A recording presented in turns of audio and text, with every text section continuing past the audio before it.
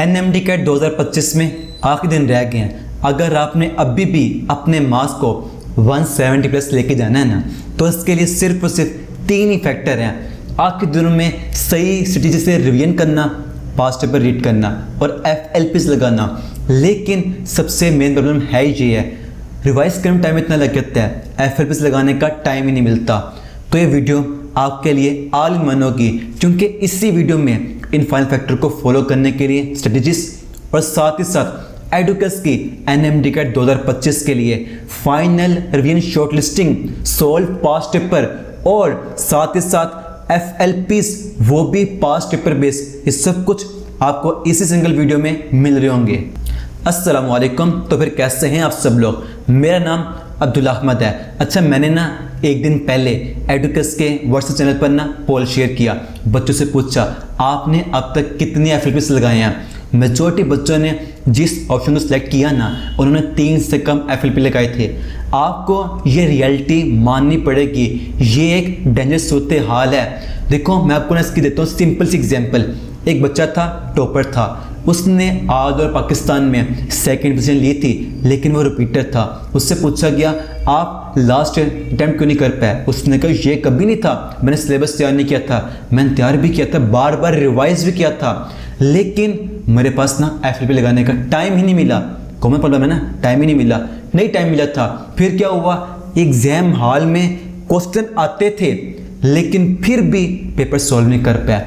And पे ना कितने क्वेश्चन ऐसे थे बगैर MCQs देख के बबल फिल के, सिर्फ देखो। फिर मतलब पॉइंट क्लियर हो गया, FLPs की इंपॉर्टेंस होती है, लेकिन अगेन प्रॉब्लम वही है ना, टाइम ही नहीं मिल रहा। इसके पीछे बेसिक रीजन है, वो क्या, सही तरीके से रिवाइज न करना। रिवाइज करने का मतलब कभी भी ये नहीं है आपने मुकम्मल सिलेबस को रीड करना है, ये कोई टॉपिक नहीं पढ़ रहे हो ना, ऐसा नहीं करना होता। बल्कि ना आपने सिर्फ और सिर्फ टॉपिक वीक थे ना, उन्हें आप में दोबारा सही से गो थ्रू करना होता है।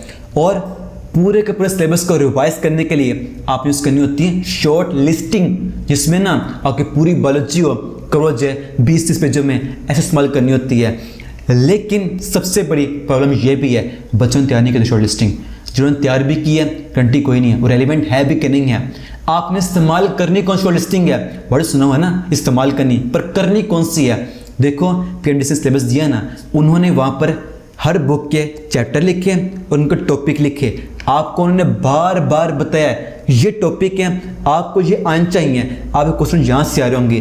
तो आपकी शॉर्ट लिस्टिंग वन चाहिए जहाँ पर इन चैप्टर को, इन टॉपिक के की पॉइंट लिखे हों, निमोनिक लिखे हों, टेबल लिखे हों, टिप्स लिखे हों। आपने इनको अपने MD के तैयार कैसे करना है, तो फिक्र करने की जरूरत नहीं है, परेशान नहीं होना। एडुकेस है ना, हमारी वेत नहीं रही है। अगर आप जानते हैं FSC से आप सबको सुपर बेस्ट तैयार प्रोवाइड करना मटेरियल, तो आपके लिए तैयार किए हैं। बायोलॉजी के भी, फिजिक्स, केमिस्ट्री और लॉजिकल रीजनिंग के भी क्या है, शॉर्ट लिस्टिंग है। मैं आपको दिखाऊं कौन सी बात करता हूं मैं। ये देखें, यहाँ पर क्या है, चैप्टर का नेम आ गया, टॉपिक का नेम आ गया, जो उसमें की पॉइंट थे यहाँ पर देखना टेबल बना के दे दिया, और साथ ही साथ उनको याद रखने के निमोनिक भी दे दिया। ये देखिए, निमोनिक भी दे दिया उनको याद रखने का। और फिर क्या किया, हर टॉपिक के जो बनते थे MCQs वो भी ऐड कर दिए, टिप भी डाल दिए।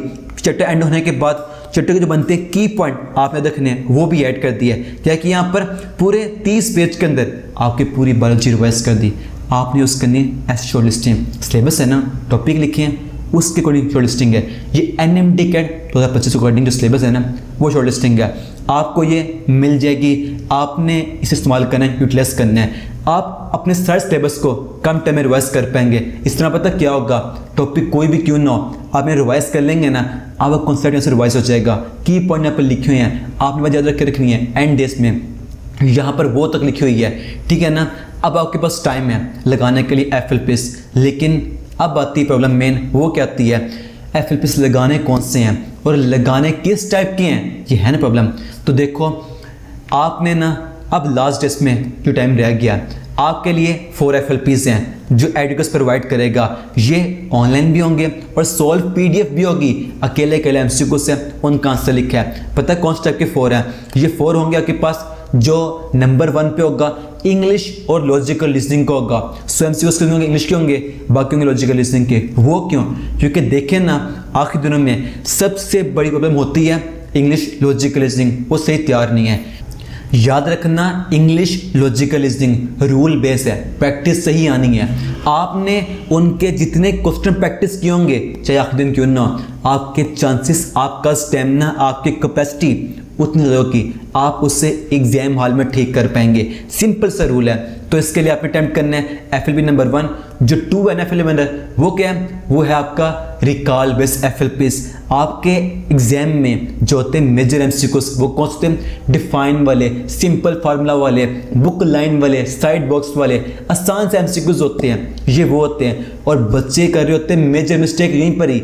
आप ऐसी मिस्टेक ना करें, उसके लिए आप अटेम्प्ट करना है FLP नंबर 2 और फिर 3 और 4। ये बिल्कुल क्या है? PMDC के जो पैटर्न है ना, उसके अकॉर्डिंग है। जैसा आपने एग्जाम देना ना 26 अक्टूबर को, बिल्कुल वैसा एग्जाम होगा। ये आपकी प्रैक्टिस के लिए इनफ हो गए। और याद रखना, क्योंकि पास्ट पेपर आम से नहीं है, बल्कि ये सारे जो पास्ट पेपर बेस्ड हैं, जो पास्ट पेपर कह रहा हूँ FLPs, कोई आम से नहीं है, ये सारे क्या हैं? पास्ट पेपर बेस्ड हैं। इससे पहले भी आपके हो चुके हैं 2020 में, 21 में नेशनल लेवल के पेपर हो चुके हैं, वहाँ पे क्वेश्चन बैंक नेशनल ही आया था। और तब की खास बात क्या थी? बॉडी सेम ही थी बनाने वाली। पता खास बात क्या थी?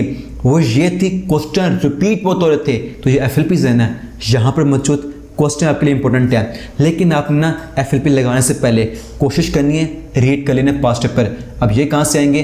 आप कौन से रीड करने हैं? सिर्फ अपने प्रोविंस के नहीं, बाकी सारे प्रोविंस के भी लास्ट 10 ईयर के पास्ट पेपर आपने वो रिपीट करने हैं, जो रीड करने हैं। अब ये कहाँ से आएंगे? एडुकेस है ना आपके लिए, हर प्रोविंस के 22 के भी, 23 के भी, 24 के भी सोल्व पास्ट पेपर, उनका आंसर भी और उनकी ऐड कर दिए एक्सप्लेनेशन भी। बच्चों की होती है मेन प्रॉब्लम, सर जो की है ये ठीक है गलत है? वेरी सिंपल, आप देखिए उसकी जो दी है एक्सप्लेनेशन वो क्लियर कर देगी, जो उसका आंसर है सर की ठीक है कि नहीं है, अकेले कैंसिल ऐड कर दी है। आपने इन्हें गो थ्रू मस्ट करना है FLP करने से पहले, ठीक है ना। और फिर साथ ही साथ एक और दो, पाकिस्तान का सबसे बड़ा गिफ्ट वो क्या? अगर आपने देखी ना वीडियो इंग्लिश की, मैंने वहाँ क्लियर किया था, आपकी इंग्लिश के एग्जाम में आने हैं क्वेश्चन 4 टाइप के, हर साल वही आते हैं, इस साल भी वही आने, आपके सिलेबस में लिखा हुआ है। उन 4 टाइप के जो पास्ट पेपर के MCQs हैं, हर प्रोविंस के मैंने अलग से अरेंज कर दिए, सोल्व कर दिए, उनको एक्सप्लेन कर दिया। आपको ये भी ऐसा गिफ्ट मिल जाएंगे, किसके लिए? इंग्लिश के लिए। याद रखना, इंग्लिश हो, लॉजिकल रीजनिंग हो, इसके लिए पास्ट पेपर रीड करना मस्ट है, मस्ट है, मस्ट है। क्योंकि ये इनके MCQs रिपीट होते हैं, हर साल रिपीट होते हैं, इस साल भी होंगे, ठीक है ना। कैसे होगा? आपका जो कॉन्सेप्ट है वो रिपीट हो जाएगा। एक तरह में पढ़ने ना MCQs जो शायद हों भी या ना भी हों आपके एग्जाम के लिए, आप सिर्फ वो पढ़ लें जो रेलिवेंट है, जो पहले आ चुके हैं, अब भी आएंगे, ठीक है ना। और फिर लॉजिकल रीजनिंग, इसके अलग से MCQs, हर प्रोविंस के जो अब तक आ चुके हैं MCQs, उन्हें अलग से अरेंज कर दिया है, उन्हें सोल्व भी कर दिया और उनके लिख दिया एक्सप्लेनेशन भी। आपको ये मिल जाएगी, कहाँ मिलेगी?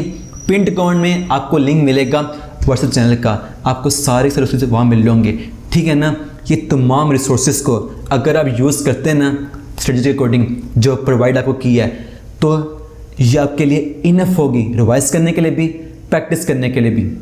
एंड आखिर में ना मैं आपको देना चाहूँगा 1-to-1 मेंटरशिप, थोड़ा पासेज है।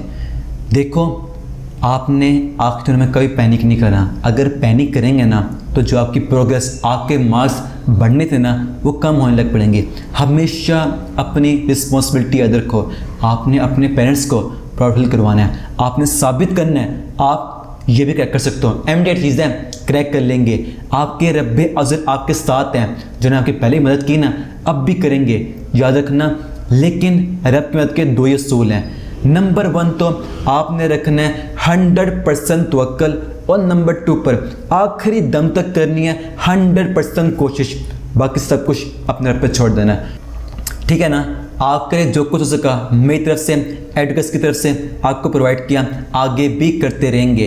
एंड कमेंट में लिख दो MD-CAT 2025 will be the best exam of my life इंशाल्लाह। तो फिर मिलते हैं नेक्स्ट ज़बरदस्त वीडियो में, तब तक के लिए फ़ी अमान अल्लाह।